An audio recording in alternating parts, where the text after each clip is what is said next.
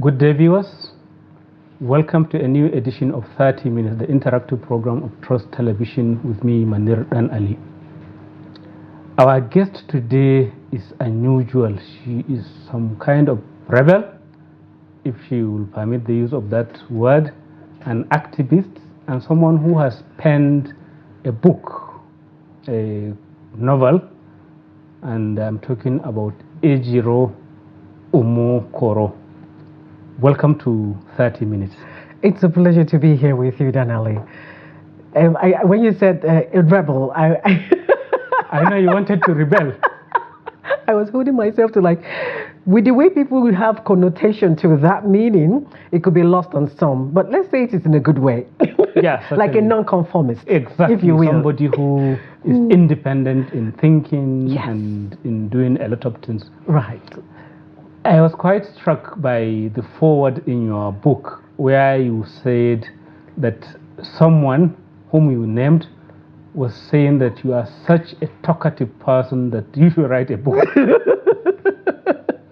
Yes. Is that one of the reasons why you actually penned your first book? In a way, yes, because I was always very good at talking, because talking is my superpower, as it were. And I was very good at describing things. And when I start talking, I go into so much detail. Like, if you sit down here with me, we could talk for hours, and I will keep you entertained. But I will pause you at some point. At some point, actually stop you where necessary. Exactly. And then the person looked at me, I was like, you should put all of this into a book. And I was a storyteller who knew how to infuse ideas and all those kind of creative elements. And in a way, when the time came for me to document something, I knew news reporting will not do the job. Even long-form journalism will not capture it enough. Because your other life is a journalist. Correct. So to say, independent journalist, as you describe yourself. Yes.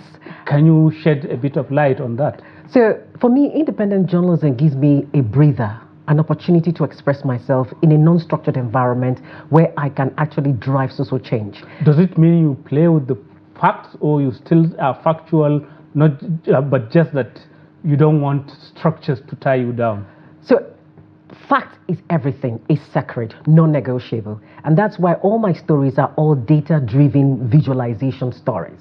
So you see evidence backing it up, like when, for example, I went to discover how girls were captured for ritual by boys who were also finally jailed, and they said that ritual does not give them money. I had to find out where were these girls buried, because we just had the story, but where were they? And I had you mean to use the data Yahoo visual. boys? Because the we Yahoo had boys. these stories of so-called Yahoo boys, that is, who are into all this advanced fraud, Correct. and who have somehow got this warped logic that rituals can fetch money. And that was one of the things my investigative work did. It revealed to me and everyone, including them. In fact, the headline of the title of that piece, "Ritual does not give us money," it's from them. Because they now told me, after they went through the scamming system, the strategies, and the women in particular in certain countries whom they targeted, and why they do what they do, it became clear that what actually enriches them is the scam. The ritual is a supposedly cloak that is used to deceive them, which, of course, those so-called juju men use as a means to lure them. So in a way, without realizing it, it's like when people get into cults of some sort, you are bound by certain things. That's their binding element.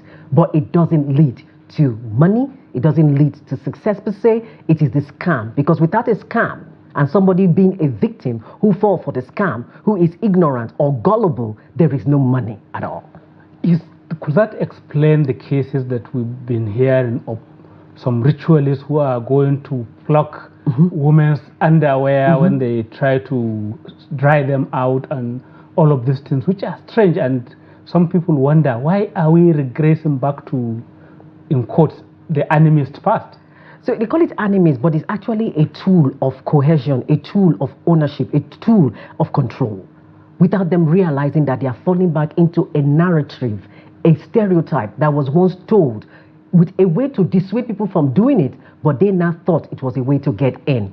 And that's why when we interviewed, I had the opportunity of interviewing some of the juju experts. They told us very clearly that the ritual does not give them money. That's why they themselves are not rich. The path to it is actually like the men who thieve, like who steal, and then now say, this is our pact. That is their pact. There is nothing more to it than that. So you must shed blood in order to belong to that kind of group. Because that is the thinking that is driving that. But like the young men told me after I interviewed them, they were between the ages of 26 and 32, right? The older one was 56. They said something. We came to realize that even now speaking about it, we have not died, because the juju says we will die if we talk about it. But we're not being sent to jail for committing a crime. And that's why if you look at all the instances of these so-called ritualistic approaches, apart from the fact that nowadays they are using it as a means of organ transportation. That's what it is to some extent now. You also have the misleading narrative of saying that they use it. At the end of the day, it really is not what drives it. It's the scam itself. That is the source of their money. If they don't scam, if they don't steal, they don't engage in other vices of that nature, there is no money that is going to come. It is nothing but a narrative to prevent people from going into that space. So it's just to keep them quiet so that they don't go out and squeal to people who kind of don't know. Exactly. It is a padlock. The sign of see no evil, speak no evil, even though you are practicing the evil. But the monk may have come to discover that it's not true. Yeah, we see similar reports in terms of prostitution. You find that the women who have sort of liberated themselves, saying that they even took hair from our private part and they made us swear and drink all sorts of things. So that is why the big madams who control the prostitution rings have this big hold on the women. Remember, your belief system is what you will fall for. So because young people in this environment believe that this process, for taking them through that process, it means they are binded. Remember I said it's about control. It's about somebody trying to take ownership of you, of your life. So because those young children believe in that idea, which is perpetuated in our cultural, traditional society as well, they feel that they are bonded. But have you not noticed that when they escape, what happens to the girls? Nothing happens to them. They are free. They actually go away. So it is a tool of belief to control, to manipulate, to mislead, to misdirect, right? And make them feel feared. So they create fear in them, because without fear, you can't control somebody else. So they need to make them go through what is considered the most fearful practices in African tradition, right? Which back in the day was a different kind of game altogether compared to what we see now. And then use it as a tool. Our popular culture, that is Nollywood, is busy promoting and propagating this, so it is helping to keep people down in the belief that this juju, this magic, these potions are still very potent. I have called that Nollywood over and over and again, and I'm happy you've brought it out, and I'm calling out Nollywood again. Enough of the glamorization of ritual practices.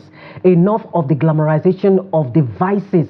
How do you tell a 30-minute story, for example, a 3-hour story, and you dedicate more than a 2.5 story to the process itself of how you show that there is beauty in it? There is no beauty in stealing somebody's money, scamming somebody, denying people their livelihood, making people commit suicide through scams. So you cannot justify 2.5 hours dedicated to that storytelling and then you use maybe 5 minutes to show consequences. It's not a balanced way of telling story, and that narrative has to stop. And I think the Nigeria Film and Census Board needs to begin to look into this matter and say enough of this ritualistic storytelling, enough of this perpetuation of negative stereotypes that enables children who are misdirected to believe that this is the way to go, when hard work, honesty, right, and integrity of currency is actually the way that true businesses thrive. But don't you think the filmmakers will argue back and say, look, it's freedom of expression and it's art, and art should be allowed to flourish? I had that conversation not too long ago at a Freedom Vibe Summit, and one of the issues that the Film and Census Board have also come to position themselves is that this ritualistic way of talking should end. There are consequences, there's a level of accountability that must be told. We're not saying you cannot portray life, but how much do you portray to the point that it's become glorified? Is that glorification that needs to stop? Art is life, life is art. They mimic each other. But they must come to a point where we call the social responsibility theory on the part of filmmakers, on the part of media organizations. When you tell these stories, when you report them, don't overblow the hype of the evil to such an extent that the value of the good, the lessons to be learned, are now diminished, and they're not even frontline or even top of the mind for everybody who understands topics like that. So are you yourself living your talk? Because you have a book that is published. Yes. And there are scenes about all these juju men and all sorts of strange practices that perpetuate the myth about the evil things that people do. Because I have a journalistic background, what I have done in my book is this, for those who have read it and for you to delve further into it, is that we made sure that we did not overtell the detail. We were showing people how they are easily misled, that the process is a goal to own you, to control you, and mislead you. And then we now show the consequences of it. We let people go through the mental process where people are actually manipulated into the process without realizing it. And why our society, the way we are, Nigeria has come to a point where as a nation, if we're not careful, what we are creating is a society of psychologically, socially, economically, culturally traumatized people. That's why trauma sells in Nigeria, because we are all traumatized. And that is why this book is very key, because I'm bringing attention to the trauma that the Nigerian state itself is impinging on its people. You cannot be in a society where hard work is not rewarded. Is that why you call the book Distortion? Yes, it is distortion. What is distorted? So, for example, how do you live in a society where somebody is hardworking? That's why I took the character of Abu to represent that story of a Nigerian hard worker, where we have come to a point children are saying school is a scam. Do you know how distorted that mentality is? That's because the likes of Nollywood, the likes of the Nigerian movie and music industry have perpetuated the young people that this glamorous lifestyle perpetuated by these so-called scammers.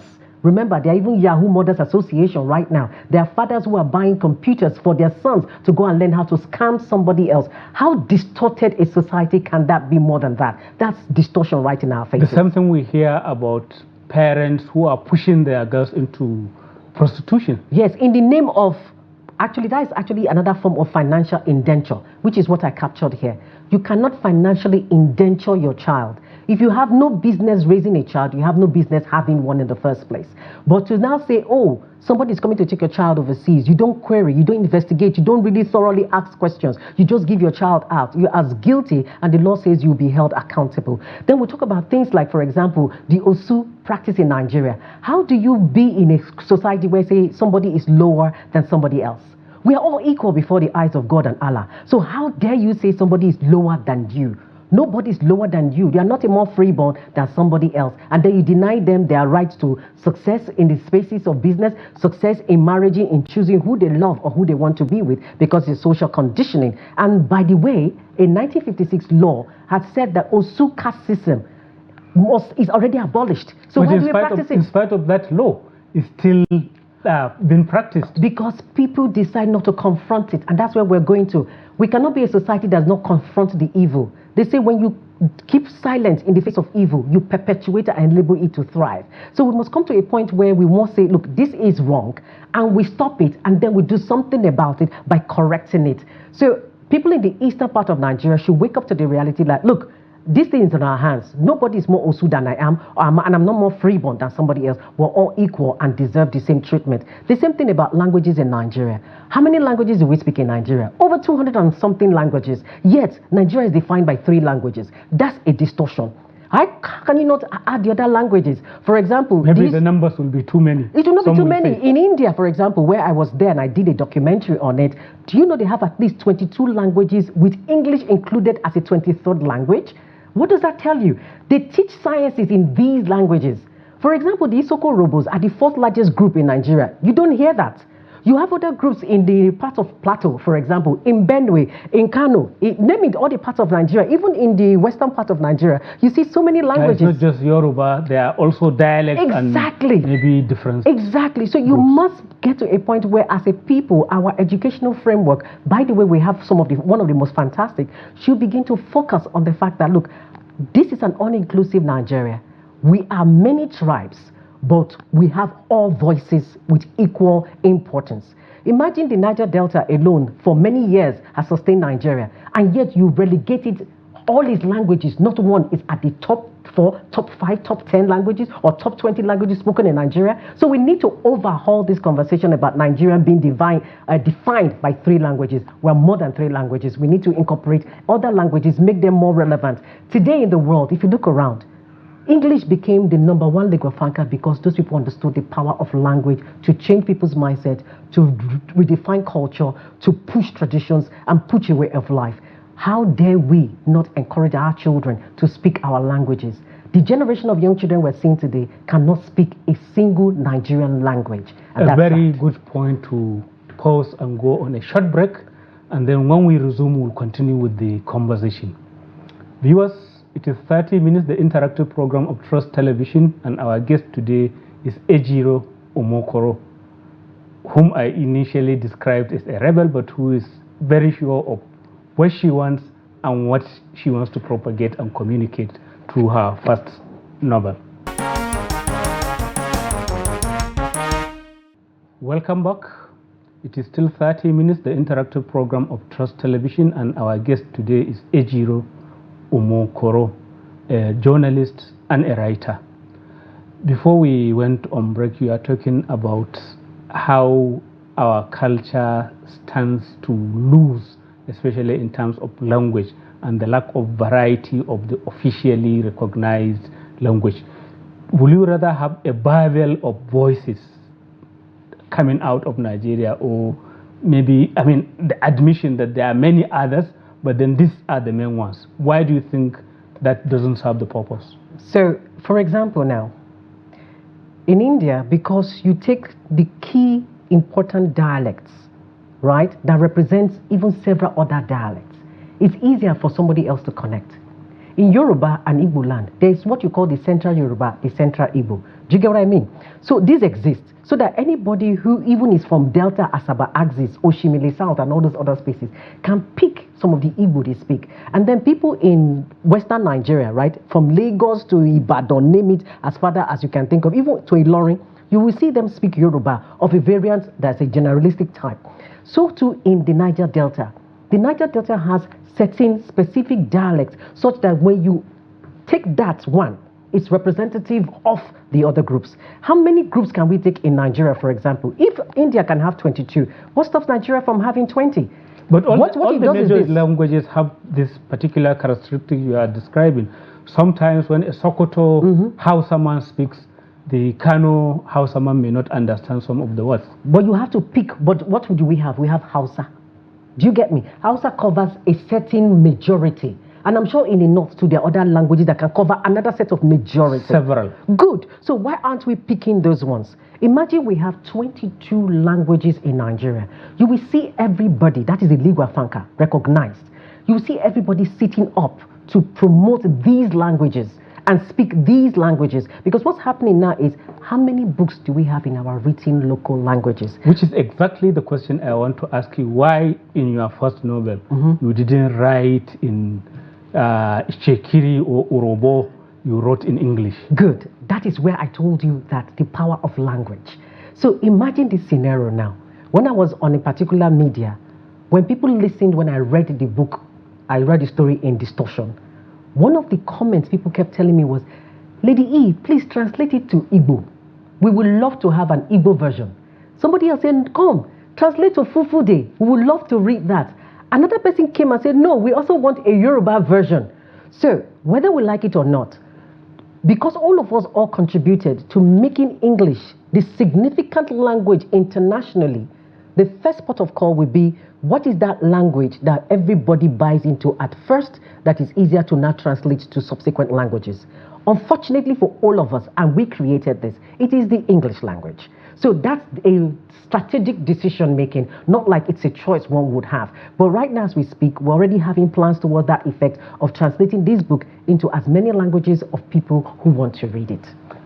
In the days of some of the well-known Nigerian writers like Chinua Achebe, Wole Soyinka, J.P. Clark, many others, they were published by reputable, well-known publishing houses.